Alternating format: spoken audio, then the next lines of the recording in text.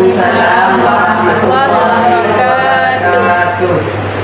Alhamdulillah, puji dan syukur mari sama-sama kita panjatkan kehadirat Allah Subhanahu wa taala yang hari ini telah memberikan kesehatan kepada kita semua sehingga kita dapat berkumpul di ruangan yang sederhana ini dalam rangka mungkin menyelesaikan salah satu tugas saya sebagai CDP Angkatan 11, yaitu penerapan pemahaman budaya positif pada rekan sejawat atau guru yang ada di sekolah SMA Uswatun Hasanah.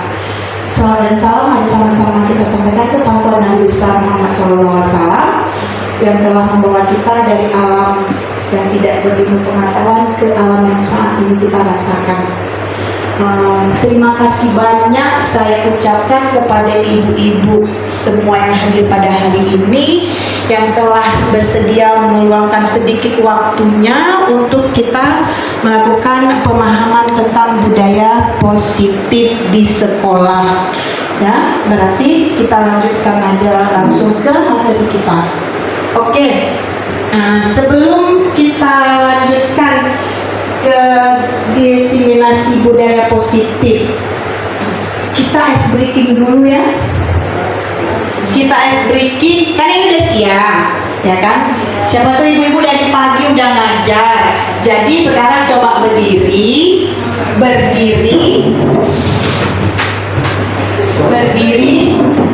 hadap ke kawan masing-masing.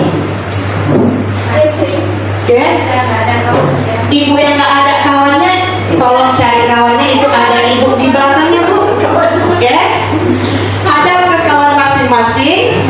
Karena mungkin kita dari tadi buka stres ngadapi siswa, jadi sekarang kita senyum 30 detik aja. Kita senyum 15 detik. Saya melihat kalau ibu-ibu ingin ketawa lepas saja ketawanya. Lihat ke muka kawan masing-masing, lihat ke muka kawan masing-masing, ke mata kawan masing-masing. Kalau ketawa ya sudah. SDG kita itu aja. Jadi lihat, lepaskan beban ibu-ibu yang dari pagi yang udah terbeban sama siswa. Lihat muka kawan masing-masing. Kita hitung 15 detik aja. Oke ibu-ibu, kalau ketawa lepaskan ketawanya. Oke? Kita lihat 30 detik aja. Nah. Keluarkan beban ibu-ibu. Lihat dengan kawan masing-masing. Mungkin saya nggak ada kawan saya, mungkin kalau ada kawan saya mungkin saya akan tersenyum juga atau ketawa. Lepaskan aja beban yang tadi dari tadi pagi kita. Lepaskan bu ketawanya. Lihat muka masing-masing, senyum. Oke? Kita anggap selesai. Gimana bu?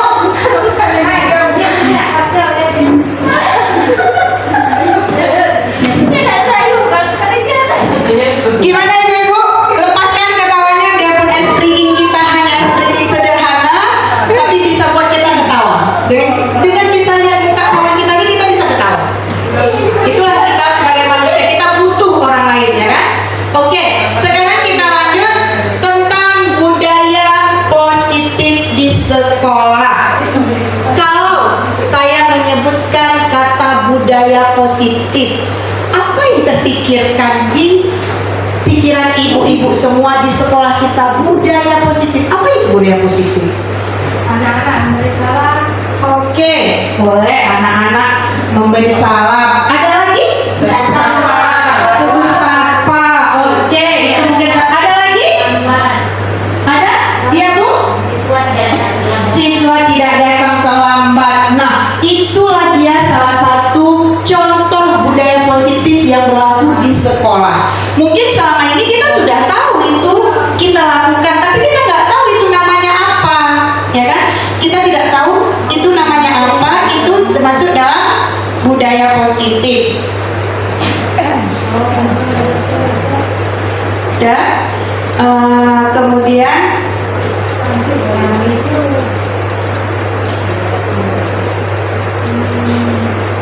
nah, jadi tadi sudah kita sedikit mengenal tentang budaya positif. Kemudian selanjutnya di budaya positif itu ada konsep inti budaya positif yang harus kita ketahui. Yang positif, nilai-nilai kebaikan, kebutuhan dasar manusia, motivasi perilaku manusia, posisi kontrol guru, keyakinan kelas, dan segitiga restitusi. Berarti ada 8 konsep inti yang harus kita laksanakan di sekolah. Apa selama ini semua ke-8 itu sudah pernah kita lakukan? Mungkin, kalau menurut saya semua sekolah sudah melakukan ke-8 konsep budaya positif itu. Cuman kita tidak tahu kemana dia jatuhnya arahnya. Apa yang kita lakukan itu dia termasuk ke keyakinan kelas, atau dia termasuk ke posisi kontrol guru, atau ke disiplin positif. Jadi kita tidak tahu, cuma kita pernah melaksanakannya. Nah sekarang kita lihat satu-satu. Yang pertama, pembelajaran dengan paradigma baru. Mungkin masalah pembelajaran paradigma baru, apalagi kita di sini, kita kurikulum merdeka baru mulai di kelas 1 tahun ini. Mungkin masalah profil Pancasila kita baru kenal dan baru kita pelajari.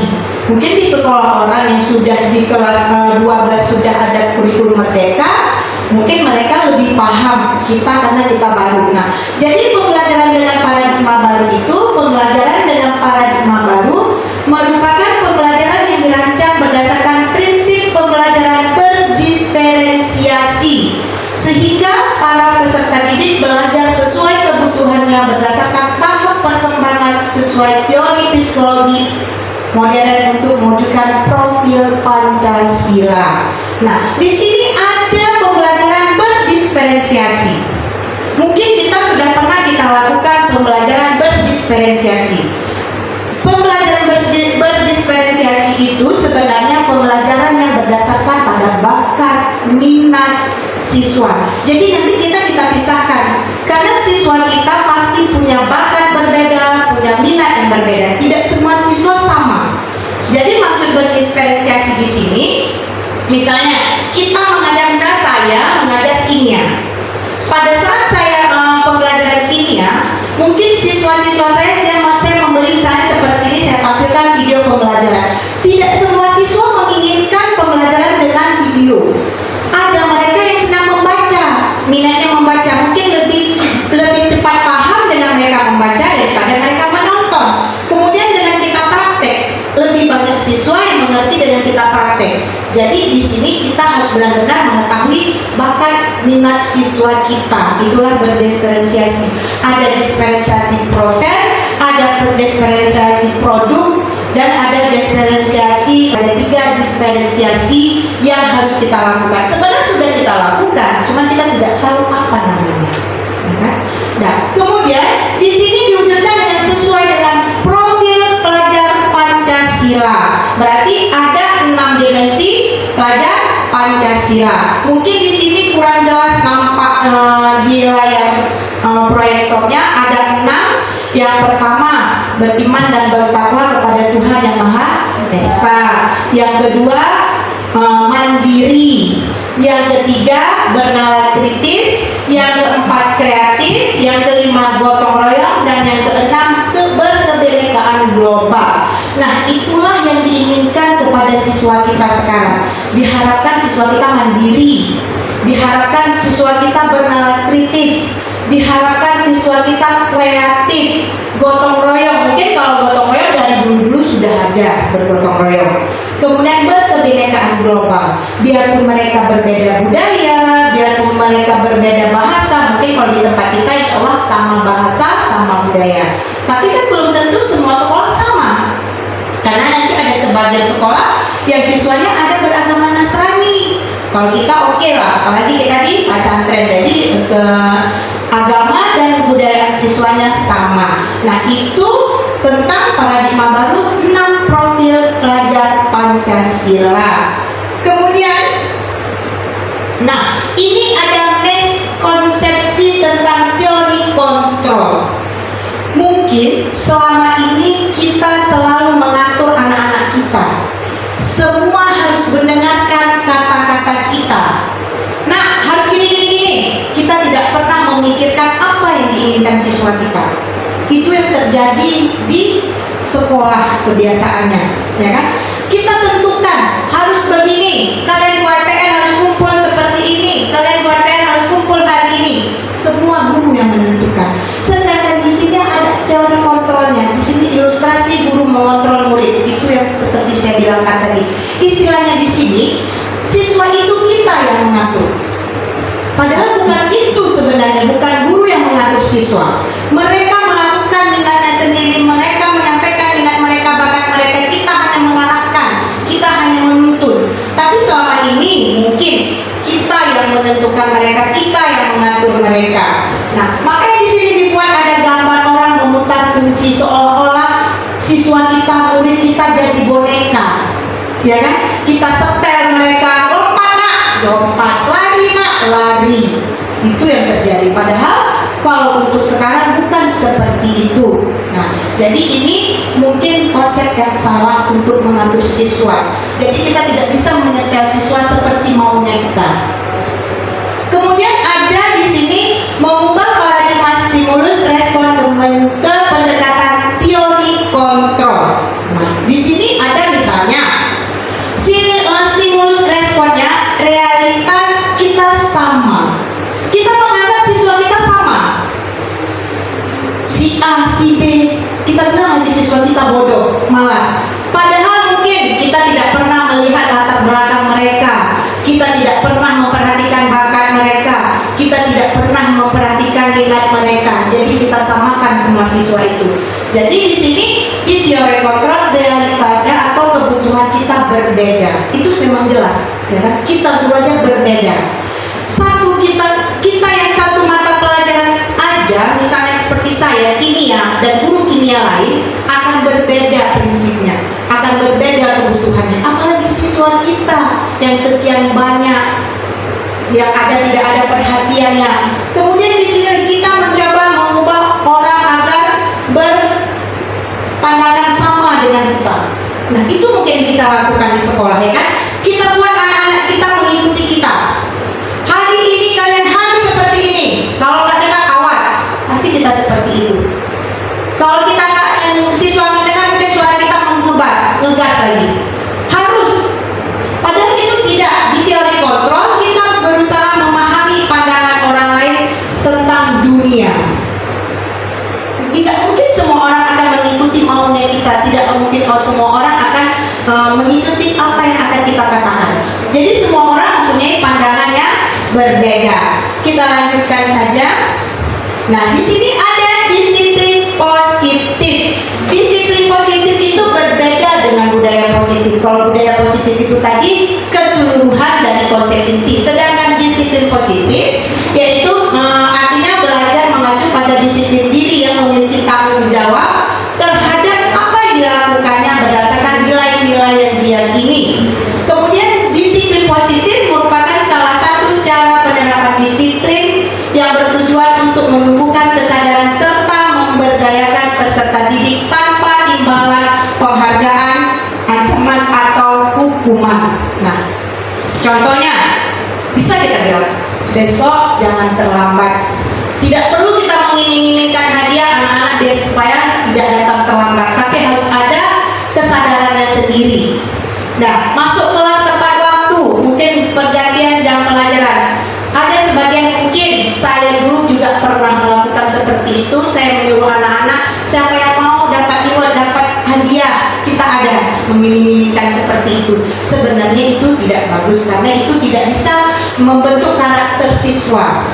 Nah, jadi itu satu contoh disiplin positif. Bisa dia datang lebih awal, jadi kita bentuk dia dari awal, dari dini, tidak harus dengan pemaksaan. Kemudian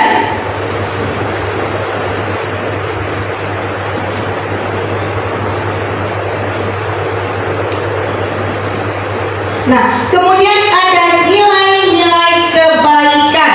Nah, nilai kebaikan yang disepakati bersama lepas dari suku, bangsa, agama, bahasa maupun latar belakang. Jadi nilai kebaikan itu kita abaikan tentang nilai lepas dari beda suku. Mungkin di tempat kita suku kita sama semua, nggak ada anak yang suku luar. Kemudian ada agama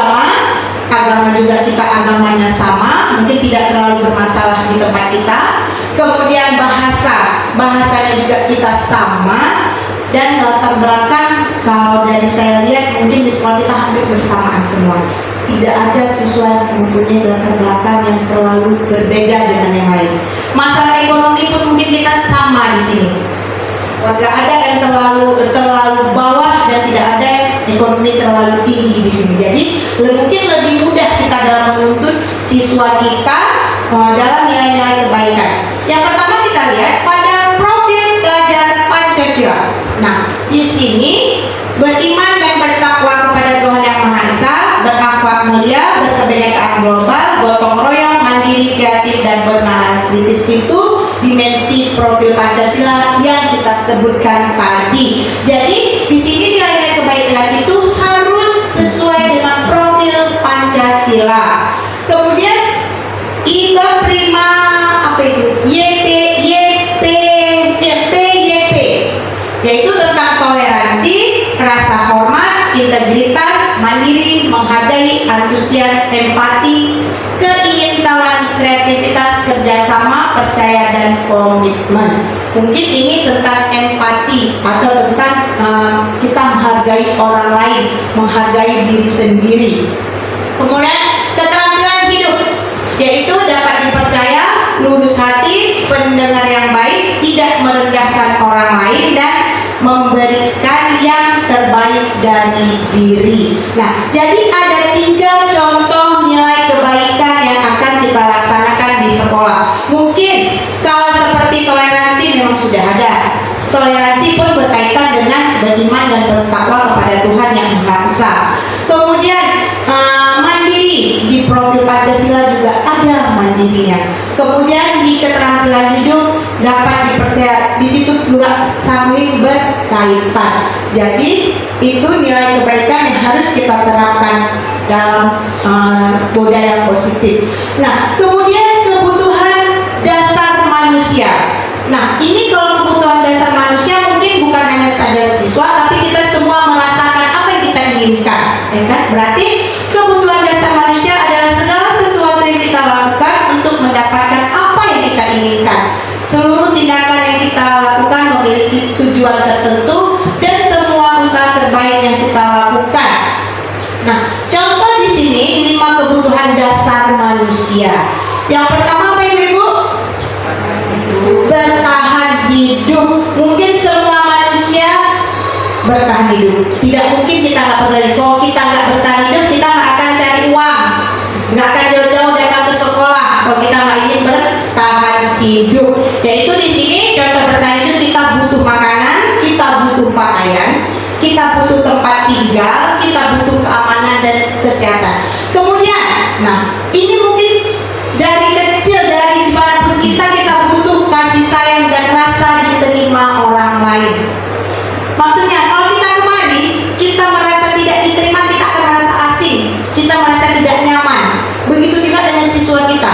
Datang dia ke sekolah, dia merasa disisihkan, dia merasa diasingi. Itu adalah merupakan kebutuhan dasar manusia. Jadi semua itu ada yang kita rasakan. Kemudian penguasaan ini keinginan yang memimpin, berprestasi, diakui dan didengar.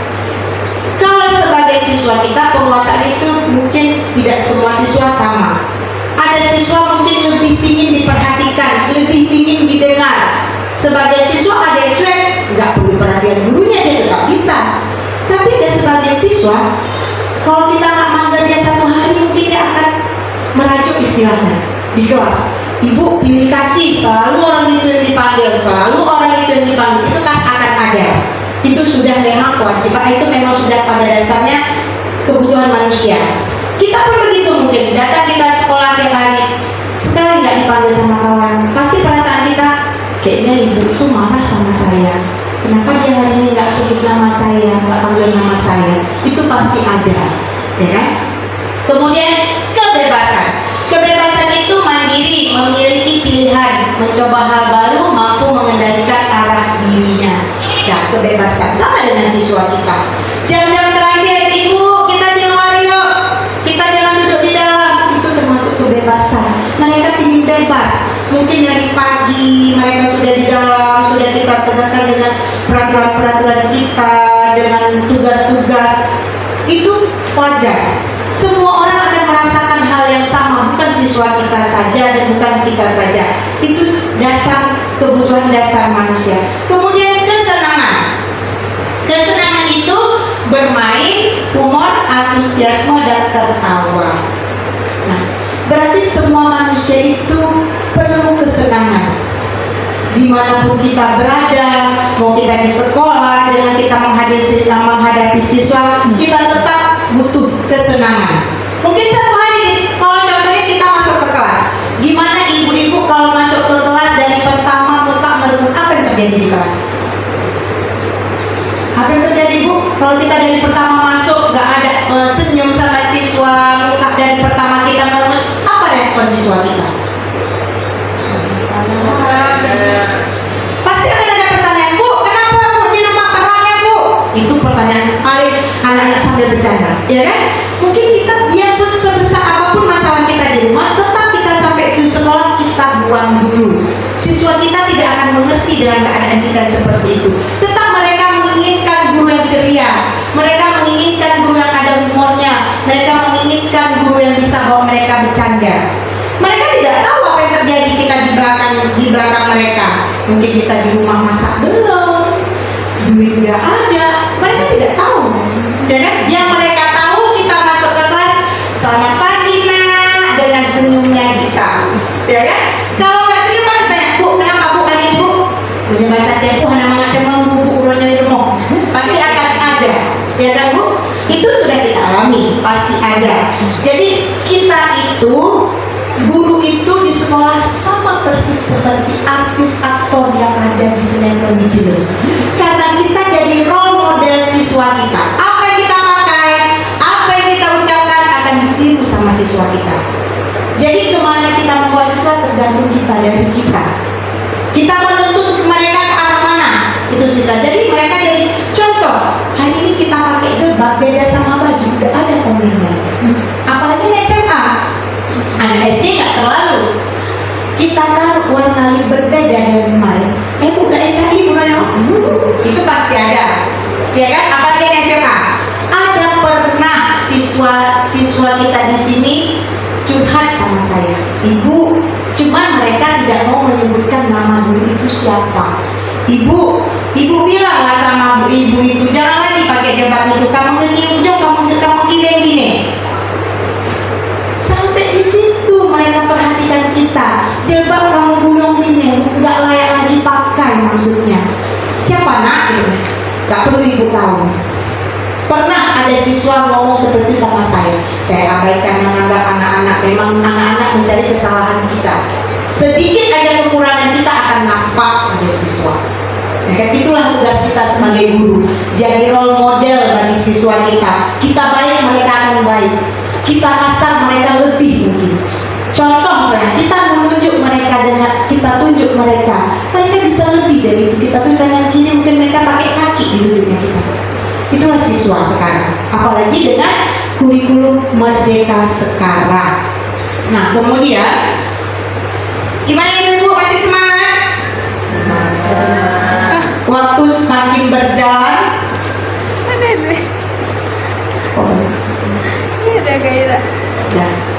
Nah, kemudian ada motivasi perilaku manusia. Nah, di sini ada motivasi ekstrinsik dan motivasi intrinsik. Pernah dengar ibu-ibu? Kalau X itu biasanya dari luar, kalau X, ya kan? Berarti motivasi yang berasal dari luar diri siswa. Bisa jadi dari orang tuanya, dari lingkungannya, dari kita guru, dari warga sekolah. Kemudian ada motivasi intrinsik, itu yang berasal dari dalam diri siswa. Berarti ada dua motivasi perilaku, ada dari motivasi ekstrinsik dan intrinsik, itu dari luar diri dan dalam diri kita. Kemudian, nah ini motivasi ada sebagai penghukum, konsekuensi dan restitusi. Pasti ada bedanya. Apa bedanya Bu? Penghukum, konsekuensi, dan restitusi. Ada bedanya hukuman dengan konsekuensi? Kalau yang dikatakan hukuman bagaimana?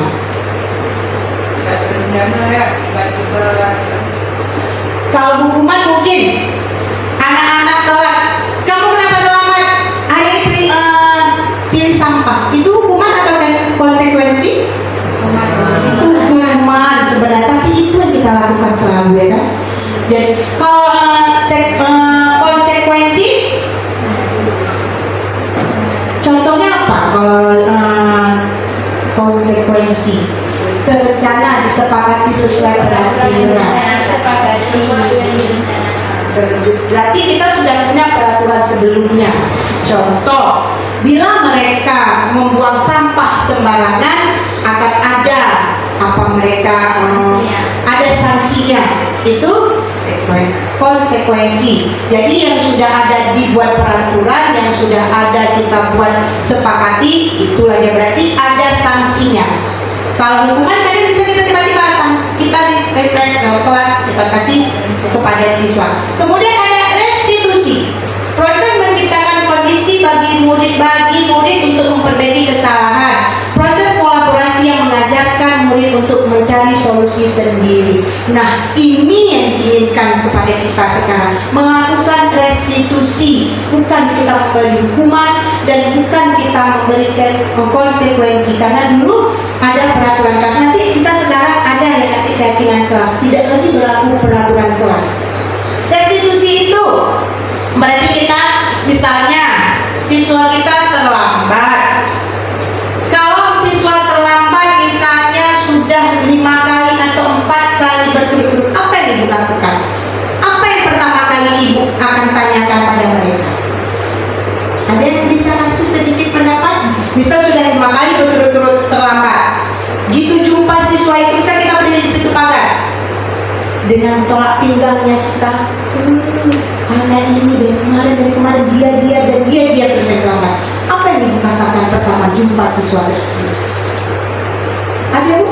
Apa yang ibu katakan? Kenapa sering terlambat? Kenapa sering terlambat? Ada lagi? Kamu terus menerus terlambat. Mungkin tambah lagi intonasinya, bukan intonasi lembut, ya kan? Itu sudah terjadi. Tapi itulah namanya hukuman sebenarnya, bukan restitusi. Karena kita gitu lihat siswa kita terlambat, spanduk kita naik. Itu ke itu ya, apalagi orang-orang yang sama. Itu padahal tidak kita, kalau memang kita lihat situasi yang memungkinkan, boleh kita tegur siswa itu di situ. Tapi kalau tidak memungkinkan, tidak dibenarkan menurut itu, paling kita bilang, nah hari ini terlambat lagi ya, nanti ya harusnya seperti itu. Tapi siswa kita sekarang mungkin seperti itu tidak akan didengar. Nanti setelah masuk jangan saya jumpa ibu ya.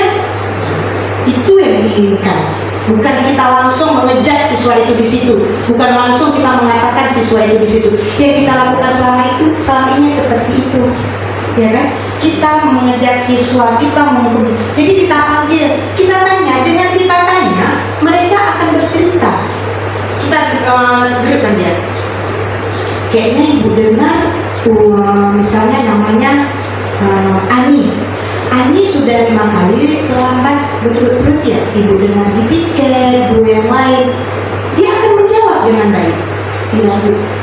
Memang kan semua orang pernah terlambat, tapi kan nggak mungkin kita terus yang terlambat, dia terus yang terlambat. Semua kita pernah melakukan kesalahan. Kita harus menyalahkan kita juga guru. Jangan kita bilang kamu selalu terlambat tanpa kita membawa ke diri kita. Ibu juga pernah melakukan kesalahan. Semua orang pernah melakukan kesalahan. Tapi kita sebagai murid berusaha tidak mengulangi kesalahan yang sama. Mungkin dengan kita bilang seperti itu, dia malah dia berpikir.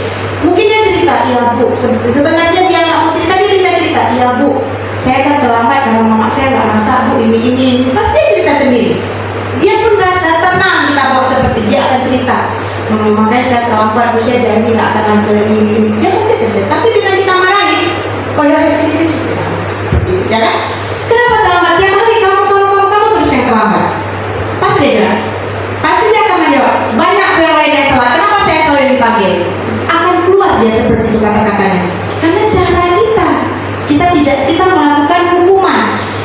melakukan hukuman, konsekuensi yang sudah kita lakukan tidak kita lakukan restitusi.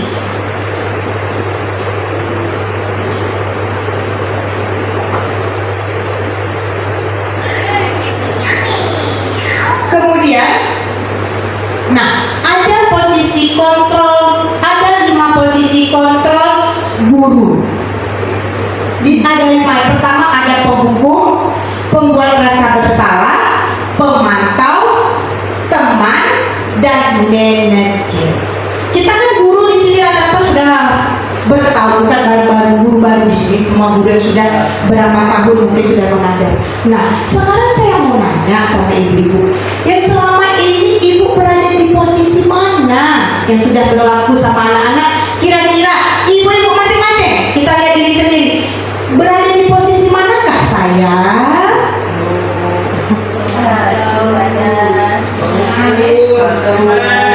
Mungkin hampir semua pernah kita lakukan, ya kan? Ada pemantau, ada pembuat rasa bersalah, ada manajer, ada teman. Tapi kalau menurut pemantau saya dan yang saya lakukan, lebih banyak ke penghukum, ya kan? Lebih banyaknya kita ke penghukum dan membuat rasa bersalah siswa. Padahal di sini yang dituntut, yang diharapkan kita sebagai manajer bagi siswa kita, sebagai teman, tidak diharapkan sebagai penghukum. Itulah salahnya kita, karena kita terlalu kebiasaan kita memerintah siswa kita buat siswa kita harus mengikuti apa maunya kita. Jadi untuk kedepannya ini, setelah kita tahu bahwa penghukum itu tidak bagus untuk siswa, mungkin kita akan beralih posisi kita ke manajer dan posisi sebagai teman mereka. Mungkin mereka akan lebih terbuka dengan kita mau menjadi teman bagi mereka. Nah, kemudian ada contoh. Nah, contoh penerapan 5 posisi guru. Yang pertama, hormat pada bendera selama 1 jam. Itu penghukum. Mungkin ada siswa yang salah. Mungkin kita untuk menghormat bendera kita jarang memberi hukuman. Tapi di sini ada kita beri hukuman, kita suruh ngaji. Padahal kan itu bagus mengaji, tapi caranya kita yang berbeda, yang salah. Kamu terlambat hari ini, ambil Quran, baca Yasin di koridor sekolah. Kita pernah melakukan itu. Kita pikirkan itu akan membentuk karakter siswa, tapi tidak sebenarnya. Kenapa, Bu? Karena mereka akan timbul rasa kesal, mereka malu diperlakukan seperti itu. Biarpun itu bagus mungkin bagi kita suruh mereka baca Yasin, tapi cara kita menghukum mereka itu menjadi hukuman, bukan atas kemauan mereka. Rasa kesel mereka itu akan tumbuh di pikiran mereka. Itu contoh sebagai penghukum. Kemudian ada contoh pembuat rasa bersalah. Berapa kali ibu bapak harus memberitahu kamu selalu saja mengecewakan ibu atau bapak. Itu selalu kita bilang, kamu hari ini nggak buat catatan. Kita akan marah sama siswa kita, nggak buat PR, ya kan? Itu membuat rasa bersalah contohnya. Itu juga tidak dilakukan. Selama ini pasti itu yang kita lakukan.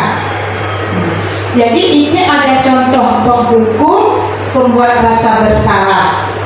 Kemudian ini ada kasus siswa tidak memakai atribut lengkap saat upacara bendera. Kalau kita berpijak pada posisi sebagai manajer, ini yang akan kita lakukan. Apakah kamu tahu kesalahan kamu? Kira-kira bagaimana kamu memperbaiki kesalahanmu? Kita akan bertanya kepada dia. Tidak langsung kita buat, kamu hari ini nggak ada simbol, atau kamu hari ini nggak pakai topi, kamu berdiri di sana. Tapi kita bertanya kepada mereka, kira-kira kesalahan kamu hari ini apa? Pasti mereka akan mengakui, Bu, maaf Bu, saya nggak bawa topi. Nah, kemudian yang kita bilang, nah, kamu mau nggak kesalahan yang pernah kamu lakukan akan kamu perbaiki? Mereka akan mau, insya Allah. Tapi dengan kita bilang, yang ada orang pakai topi, coba ke sebelah kanan, berdiri semua satu baris. Itu kebiasaan kita lakukan, ya kan? Tanpa kita minta mereka mau mereka apa. Kita tanya kesalahan mereka apa. Mereka akan mengakui apa kesalahan mereka. Nah, kemudian ini ada Ya, bisa dikatakan pertanyaan. Saya kecewa sekali dengan kamu. Kira-kira posisi mana yang terletak pada soal yang ada di depan? Merasa bersalah. Saya kecewa sekali dengan kamu. Posisi berbuat. Oke, betul Ibu. Berarti membuat rasa bersalah. Kita sudah membuat kewajiban merasa bersalah atas apa yang dia lakukan.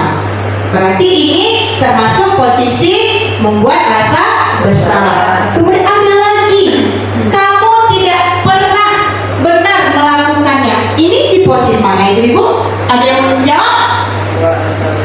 Oke, Ibu yang di belakang. Gimana Ibu yang lain? Iya, membuat rasa bersalah. Kamu tidak pernah melakukannya. Hukum ya Bu. Kayaknya lebih mengarah ke penghukum ya. Karena kita menentukan kamu tidak pernah melakukannya, apalagi dengan cara kita menunjuk siswa tersebut. Kamu nggak pernah, betul. Ya kan? Kita berarti menghukum mereka. Mungkin betul membuat rasa bersalah, tapi lebih terarah ke penghukum. Berarti posisi kontrolnya berada di penghukum. Kemudian apa rencanamu untuk menyelesaikan masalah ini? Kita bertanya kepada siswa kita. Apa rencanamu untuk menyelesaikan masalah ini? Itu posisi mana kira-kira? Manajer. Berarti kita bina mereka, kita selesaikan, kita melakukan restitusi tadi, ya kan? Berarti kita bertanya, tidak langsung kita menyalahkan mereka, tidak langsung kita ngejat mereka. Jadi kita bertanya mereka dulu, apa kesalahan atau rencana apa yang akan kita lakukan untuk menyelesaikan permasalahan. Oke, berarti saya sudah menganggap ibu-ibu ini sudah mengerti posisi kontrolnya. Mudah-mudahan nanti ke depan kita akan melaksanakan posisi kontrol kita sebagai manajer. Biarpun mungkin dengan kita gemas beasiswa kita nggak mau dengar, tapi itulah kewajiban kita. Kita sebagai manajer. Karena menurut Ki Hajar Dewantara itu guru dituntut untuk menjadi manajer bagi gurunya, bukan menjadi penghukum. Nah, ada satu lagi, ayolah lakukan demi bapak ibu ya. Bisa kita ibu, ayo nak lakukan demi ibu ya nak. Kita ngomong seperti itu. Itu bisa jatuh ke posisi yang mana? Teman. Mungkin kita bisa rangkul mereka jadi teman. Biar kita dudukkan mereka. Ayo sekarang kalau mau buat salah jangan lagi buat salah, lakukanlah untuk ibu. Jangan lagi berbuat salah. Kita sering bilang ingatlah orang tua, lakukan untuk orang tua, bahagiakan orang tua kita. Jadi kita ngajak ngobrol siswa itu, kita ngajak berbicara mereka biar mereka senang. Itu berarti posisi teman. Oke, berarti saya anggap ibu-ibu udah keren, udah tahu posisi mana yang harus diterapkan nanti di kelas setelah ini. Mudah-mudahan setelah ini nanti budaya positif di sekolah kita lebih bagus, ibu-ibunya lebih sabar dalam menghadapi siswa-siswa kita. Dan gimana ibu-ibu, masih semangat? Semangat. Semangat. Alhamdulillah kalau masih semangat. Kita ice drinking dulu. Kita ice drinking, oke? Kita bangun ke depan semua. Iya, kita bangun ke depan semua. Kita ice breaking. Nggak ada musik jadi kita nggak joget. Kita hadap ke sana biar nampak ke kamera semua. Satu deretan gini Bu. Oke. Ibu sini Bu. Gini. Oh, nah, boleh nanti kameranya yang berjalan kayak gitu. Ibu di sini boleh agak melengkung. Ibu itu di sini. Ibu di sini Bu. Agak jalan sedikit boleh. Drinking jangan ngantuk ibu-ibu. Dan semua tangan satu di atas, satu di sini, pegang jempol. Sepakat kita, oke? Bisa jalan sedikit ibu kemari lagi. Nah, jadi nanti saya akan buat satu cerita. Pada saat ibu ada kembar 3, ada si Ana, si Una, si Ena. Kalau pada saat saya mengatakan si Una, ibu-ibu pegang jempol kawannya. Siapa yang duluan? Si Una. Oke, nanti kalau saya bilang si Una, ibu pegang jempol kawannya masing-masing. Oke?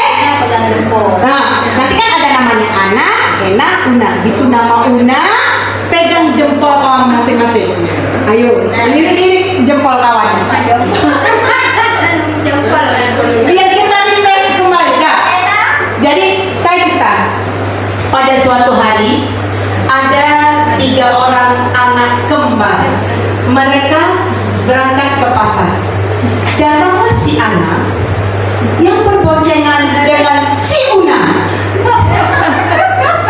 Ada yang nggak fokus.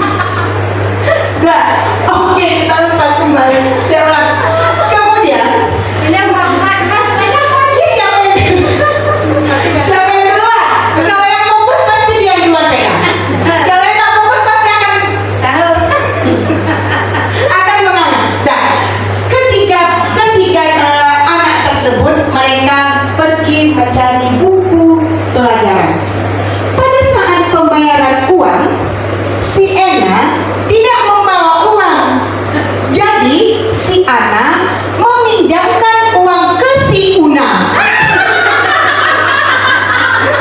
Tapi aku Oke, nampaknya yang nggak bagus.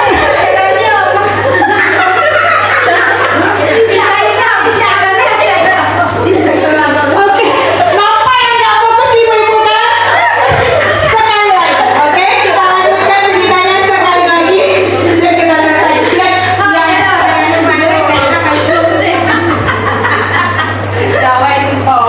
Oke, kita ulangi. Kemudian setelah mereka membayar buku pelajaran yang mereka beli, mereka kembali ke rumah masing-masing. Pada saat pulang, si Ana mengajak si Ena untuk bersama-sama menjumpai si Ana dan si Una. Oke, terima kasih ibu-ibu. Terima kasih. Jadi kita bisa ketawa kembali setelah menerima sedikit masukan tadi.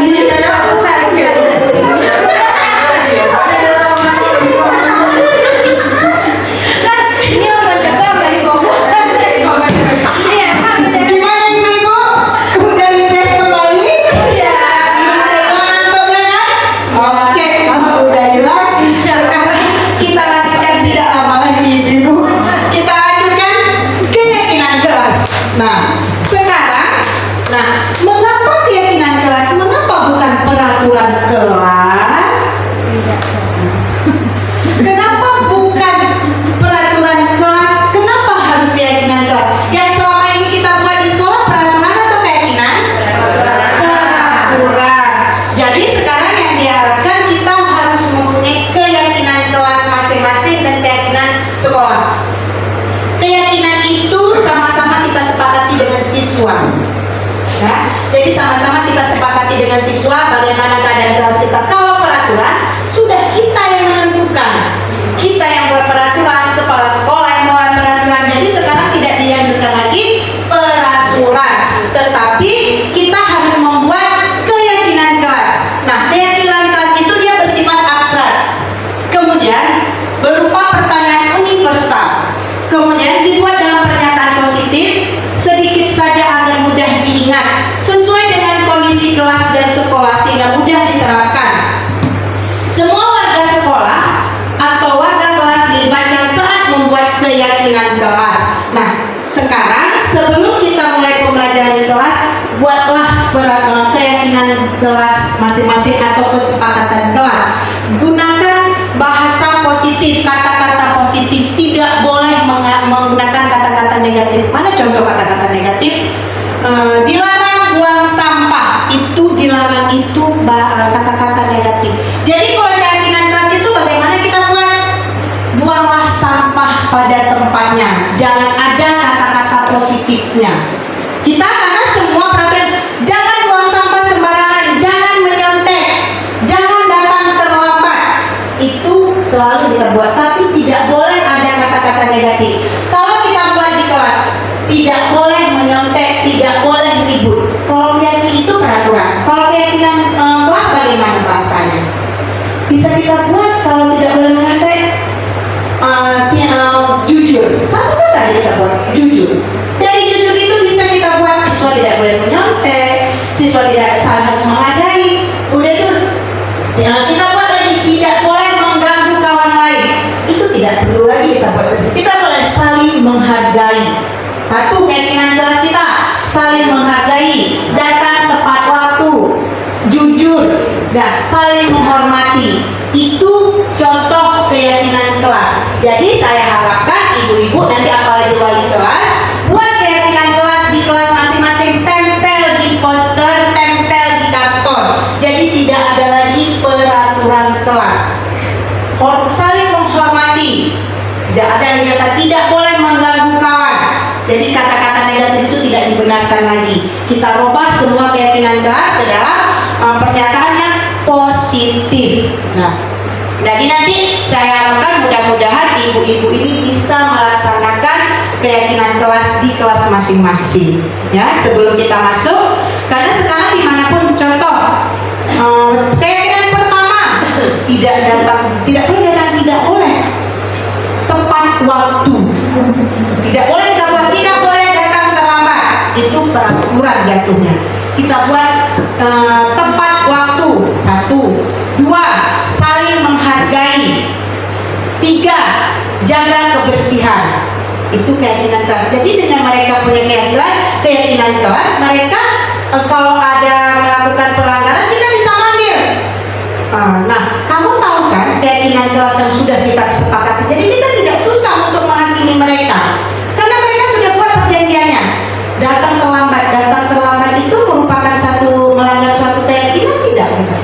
Iya ibu. Nah, dia tahu karena kita sudah buat keyakinan kelas di kelas. Jadi mereka tahu, oh terlambat itu berarti kita melanggar keyakinan kelas yang kita telah buat. Bisa jadi itu disiplin, berarti kita melanggar disiplin yang mereka buat sendiri.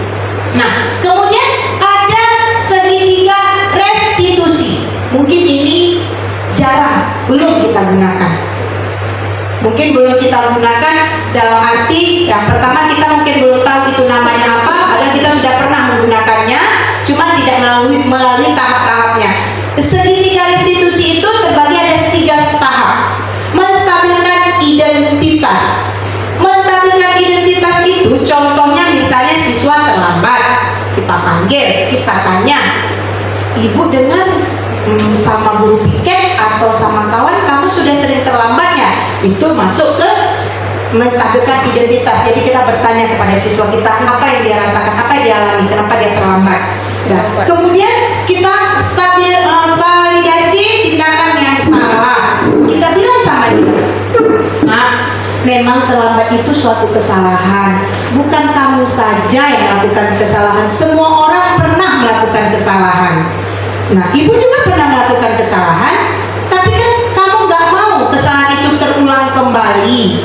Kita berusaha membuat dia untuk menyadari kesalahan dia, dan dia berjanji tidak akan mengulangi kesalahan yang sama. Nah, itu validasi kesalahan. Kemudian ada menanyakan keyakinan. Nah, itu dia gunanya keyakinan kelas tadi. Jadi kita bisa membalikkan lagi kepada mereka. Kita kan udah pernah buat keyakinan kelas. Kamu melanggar keyakinan kelas yang kita sepakati kan? Ya bu. Nah, keyakinan apa yang sudah kamu langgar? Misalnya kita tanya sama dia, dia akan menjawab sendiri tanpa kita ngejak dia atau kita menyalahkan dia. Dia akan tahu sendiri.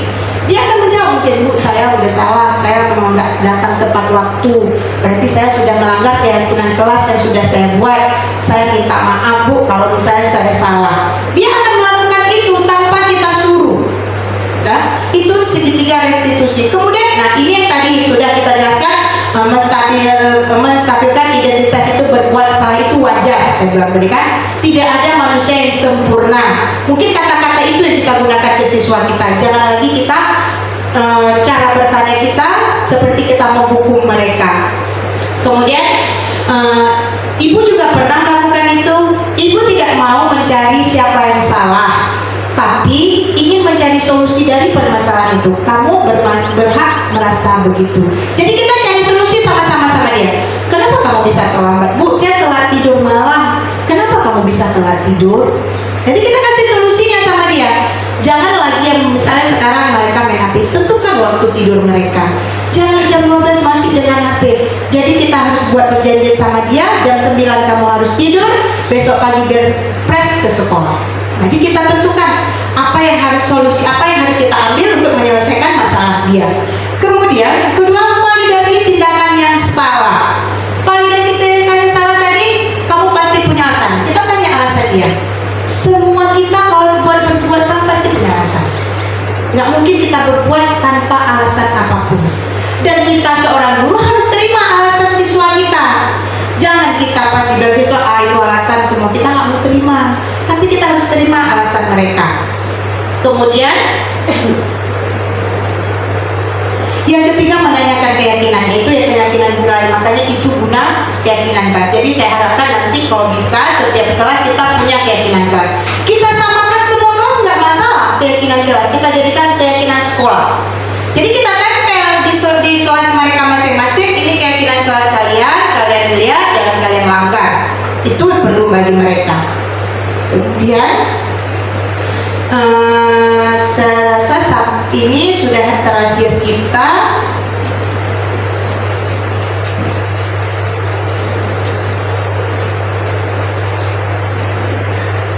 Ada penutup sedikit Bapak Ibu ya.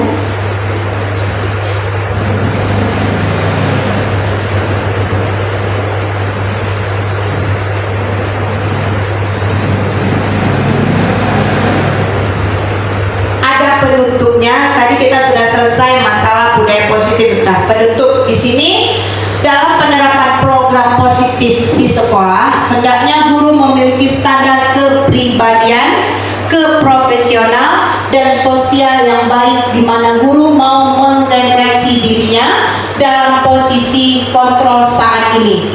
Kemudian bagaimana perjalanan dirinya sebagai manajer yang menuntun murid-muridnya menjadi insan yang mandiri, merdeka dan bertanggung jawab. Jadi setelah kita mengetahui penerapan positif yang kita lakukan, jadi di sini diharapkan guru bisa merefleksi dirinya sendiri.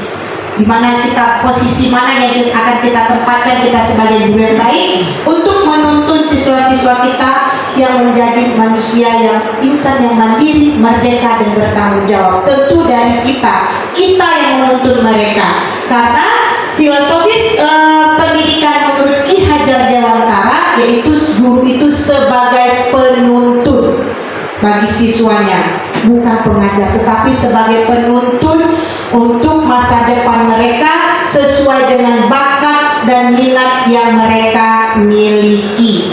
Nah, ini ada contoh penerapan segitiga restitusi yang pernah saya lakukan ke siswa saya, ke siswa kita di sini. Suaranya enggak ada.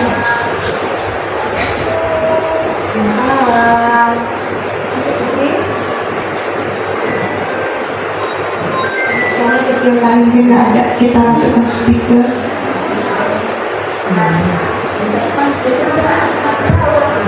Kan? Kita tahu nggak kenapa dipanggil untuk kemari?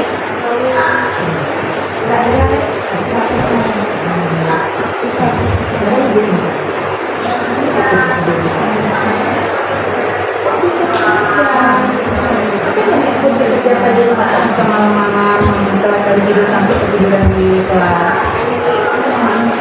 Nah, ini kebetulan karena speakernya nggak mau nyambung. Ini intinya segitiga restitusi yang saya lakukan terhadap siswa yang tidur di kelas. Jadi pada saat tidur di kelas, saya tidak menegur siswa itu di kelas langsung. Saya panggil karena mereka di sana banyak kawan. Saya bawa ke kantor. Saya mengajak mereka ngobrol bersama. Jadi keluar semua apa yang dirasakannya. Jadi itu mungkin itu yang belum kita lakukan. Jadi nanti ke depannya saya harapkan kita bisa membuat restitusi segitiga restitusi untuk menyelesaikan permasalahan anak-anak kita. Ya. Enggak, jadi jangan mengulangi yang kejadian tadi di kelas. Oke, nanti sekarang biar Putri tidak untuk di kelas apa yang Oke, kan berhubung videonya suaranya kurang nggak kedengaran, nanti bisa kita putar kembali. Sampai di sini ada ibu-ibu yang ingin bertanya? Saya rasa nggak ada ya Bu, udah siang, udah pada lapar. Oke, kalau nggak ada, saya mengucapkan banyak terima kasih atas waktunya hari ini. Ibu-ibu sudah mau hadir di sini bersama saya. Ya, dalam mata tugas saya sebagai CDP Mudah-mudahan apa yang saya sampaikan hari ini bermanfaat untuk kita semua dan bisa kita terapkan nanti di kelas atau di sekolah untuk anak-anak kita. Oke, sekali lagi saya mengucapkan terima kasih. Saya akhiri. Assalamualaikum warahmatullahi wabarakatuh.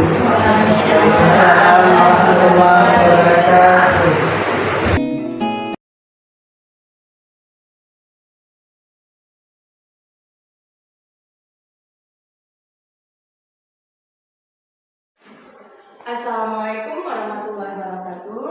Waalaikumsalam warahmatullahi wabarakatuh. Selamat pagi anak-anak ibu semuanya. Pagi Ibu. Gimana kabarnya hari ini, sehat? Sehat. Alhamdulillah sehat. Sudah siap kita untuk belajar? Siap. Jadi sebelum kita mulai pembelajaran kita hari ini, kita akan membuat kesepakatan kelas atau keyakinan kelas dulu. Kita harus sepakati keyakinan kelas kita atau kesepakatan kelas kita. Nah, kalau dulu itu dia bukan keyakinan kelas yang dikatakan, tetapi peraturan kelas. Ada yang tahu apa beda peraturan dengan keyakinan kelas? Oke Putri, gimana nak? Oke, yang yang disepakati oleh kelas. Kalau peraturan, Jangan ketawa, betul. kalau peraturan yang ditentukan oleh pihak sekolah. Oke, berarti ada pendapat kawan kita, keyakinan kelas itu salah sesuatu yang kita sepakati bersama. Kita putuskan setelah kita sepakati. Sedangkan peraturan kelas atau peraturan sekolah sudah ditentukan peraturannya, ya kan? Berarti misalnya peraturan sekolah sudah ditentukan sama kepala sekolah, warga sekolah dan semuanya. Itu namanya peraturan sekolah atau peraturan kelas. Nah, beda peraturan kelas dan keyakinan kelas itu dari penggunaan katanya. Kalau keyakinan kelas itu kita menggunakan kata-kata positif, tidak boleh menggunakan kata-kata yang berbau negatif. Tidak ada kata jangan, tidak boleh. Itu artinya kita yang menentukan, kita mengejak siswa, kita mengumbar, jangan buang sampah. Kita aja yang dengar kata-kata yang jangan buang sampah, seperti pemaksaan, ya kan? Kemudian yang terlambat, coba jangan terlambat, yang terlambat ada nanti hukumannya ini itu, jadi itu termasuk hukuman. Sekarang kita sepakati keyakinan kelas yang sedang nanti kita sepakati. Ibu mohon dan ibu harap jangan dilanggar, ya, karena ini hasil kesepakatan kita bersama, bukan dari ibu. Contoh, kita gunakan kalimat positif, misalnya jangan buang sampah sembarangan. Kalau kita buat keyakinan kelas, bagaimana kalimatnya? Jagalah kebersihan. Ada lagi, misalnya di kelas kita tidak boleh mengganggu kawan. Tidak boleh mengganggu kawan di kelas atau tidak boleh menyontek. Kalau keyakinan kelas, kata-katanya atau kalimatnya bagaimana? Sebelah sini. Saling menghargai, jujur. Oke, berarti ibu anggap kalian sudah paham tentang bagaimana keyakinan kelas itu. Berarti kita harus menggunakan kata-kata positif. Oke, sekarang kita akan membuat keyakinan kelas. Ini ibu akan membagi post-it satu orang satu. Nanti kalian tulis satu saja keyakinan kelas yang kalian inginkan, ya. Jadi ini ibu bagi post-itnya. Nanti tulis keyakinan kelasnya.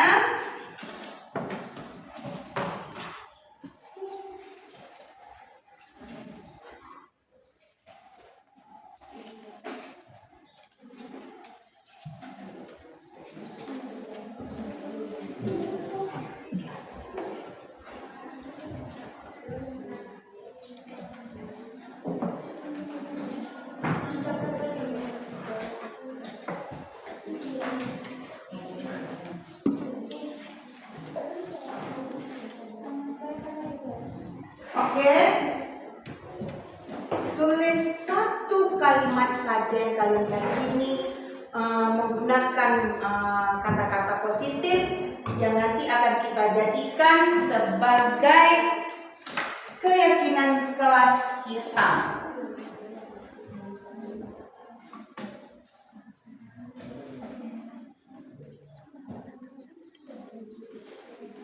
Udah?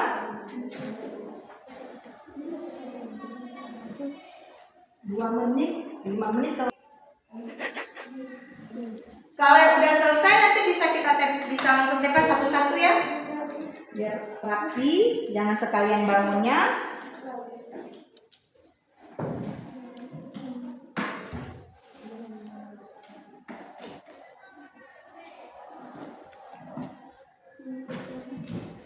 Ecek-ecek nulis.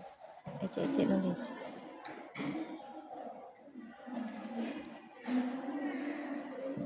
Sudah siap? Sana dulu. Biar tertib. Putri langsung tempel yang cantik, yang rapi. Mulai dari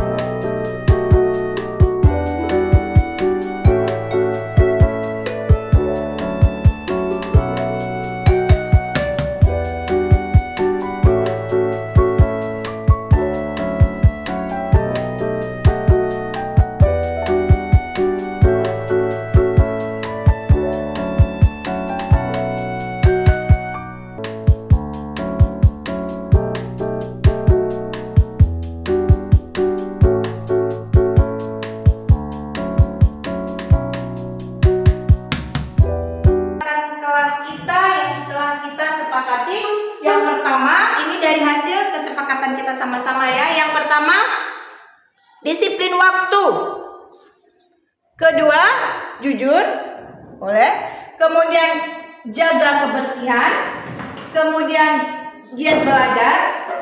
Kemudian saling menghargai, bertanggung jawab, dan saling menghormati. Berarti ada 1, 2, 3, 4, 5, 6, 7 kesepakatan kelas, keyakinan kelas yang sudah kita sepakati. Oke? Ini hasil kesepakatan kalian. Jadi inilah ini Ibu minta tetap di sini jadi untuk pedoman di kelas kalian, ya. Jadi ada 7 kesepakatan kelas yang kita sepakati hari ini. Ada lagi yang selain ini? Tadi sudah mungkin semuanya. Ada lagi? Ada yang perlu kita tambahkan di sini? Nah, mungkin nanti bisa kita tambah mungkin berdoa atau memberi salam sebelum dan sesudah belajar, ya. Karena tadi Ibu lihat tidak ada di sini. Nanti bisa kita tambahkan satu lagi keyakinan kelas kita, berdoa atau memberi salam sebelum dan sesudah belajar. Ini bisa kita ganti nanti yang lebih giat belajar ini, ya. Berarti ada 7 keyakinan kelas kita. Nah, berarti kalau sudah ada keyakinan kelas kita, mulai hari ini Ibu harap kalian taati, jangan kalian langgar. Kalaupun memang ada yang melanggar, itu kan suatu kesalahan. Semua orang melakukan kesalahan. Tapi jangan berulang-ulang, ya. Nanti yang kesalahan yang pernah kalian lakukan itu berusaha untuk melakukan perbaikan atau kita cari solusinya sama-sama. Oke, kalau sampai di sini sudah, berarti Ibu anggap keyakinan kelas kita hari ini selesai. Berarti kita sudah mendapati keyakinan kita pada hari ini. Sudah? Kalau sudah, kita lanjutkan pembelajaran kita hari ini. Untuk ini nanti kita yakini bersama dan kita lakukan bersama. Oke, sekarang kita akan menulis nama kalian masing-masing. Kita buat tanda tangannya bahwa kita sudah menyetujui keyakinan kelas kita hari ini. Ayo mulai dari Asrini.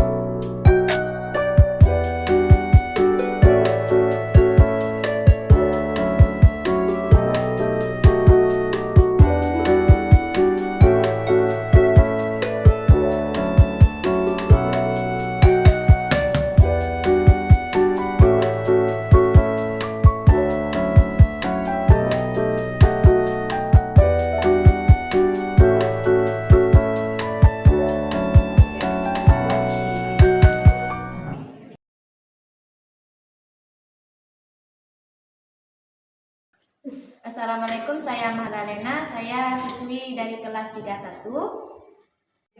Assalamualaikum warahmatullahi wabarakatuh. Saya Putri Rahmayani, siswi kelas 12 IPA 1. Warahmatullahi wabarakatuh. Nama saya Asma Suci. Saya siswi dari 12 IPA 1. Assalamualaikum warahmatullahi wabarakatuh. Saya Nur Hajijah, siswi dari kelas 12 IPA 1.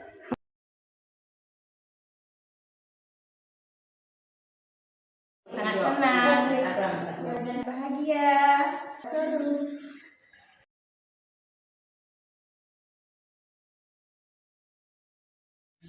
Penting. Penting sekali.